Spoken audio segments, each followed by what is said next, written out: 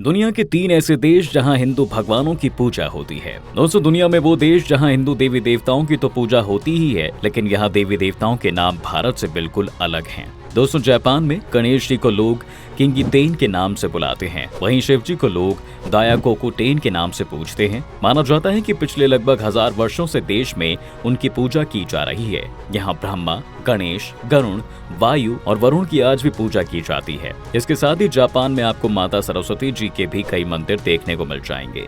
इसके साथ ही जापान में आपको एक प्रसिद्ध मंदिर में कृष्ण जी की भी मूर्ति देखने को मिलेगी।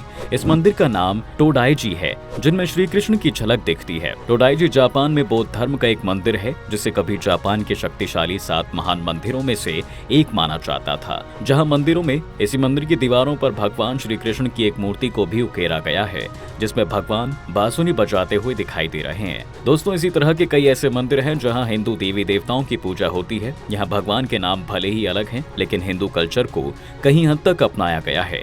जापान में सरस्वती जी को बेंजाइटन और कुबेर को बिशामोन के नाम से पूजा जाता है।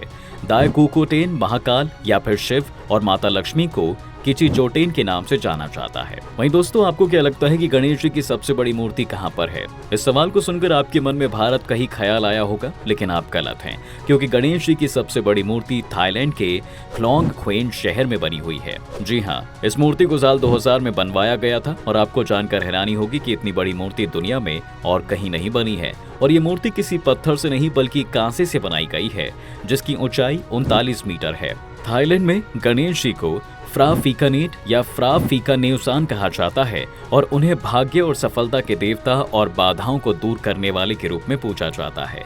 कई लेख से पता चलता है कि इस मूर्ति को बनाने में करीब 4 साल का समय लगा था। ये मूर्ति साल 2008 में बनना शुरू हुई थी, जिस पर साल 2012 में काम समाप्त हुआ। थाईलैंड में ये मूर्ति गणेश इंटरनेशनल पार्क में बनाई गई है। इससे भी ज्यादा रोचक बात यह है कि दोस्तों, थाईलैंड में रामायण को रामकियन कहा जाता है और ये वहाँ स्कूलों में भी पढ़ाई जाती है। इसका सबसे बड़ा कारण यह है कि रामायण को थाईलैंड का राष्ट्रीय महाकाव्य माना जाता है। थाईलैंड में लिखी गई रामायण के अनुसार थाईलैंड के राजा खुद को श्री राम के वंशज मानते हैं। थाईलैंड में अंतिम शासक वंश को राम कहा जाता है। वैसे तो दोस्तों, थाईलैंड के सिवा कई देशों में रामायण को अलग अलग नाम से जाना जाता है। जैसे इंडोनेशिया में रामायण को काकाविन रामायण कहा जाता है। इसके सिवा मलेशिया में भी रामायण को लोग अलग नाम से पूछते हैं। मलेशिया में राम कथा पर आधारित एक विस्तृत रचना है, जिसे हिकायत सेरी राम के नाम से जाना जाता है। हिकायत सेरी राम हिंदू रामायण महाकाव्य का मलय साहित्यिक रूपांतरण कहा जाता है। लेकिन दोस्तों, आपको ये सुनकर भी हैरानी होने वाली है कि इंडोनेशिया में नोट पर हिंदू देवता की तस्वीर है।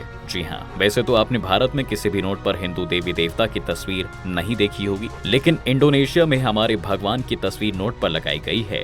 और सोचने वाली बात है कि जो देश सबसे ज्यादा इस्लामिक धर्म को मानता है, यहाँ मुस्लिम धर्मों को मानने वाले लोगों की आबादी भी ज्यादा है, लेकिन फिर यहाँ नोट पर हिंदू देवता की तस्वीर लगाई गई है।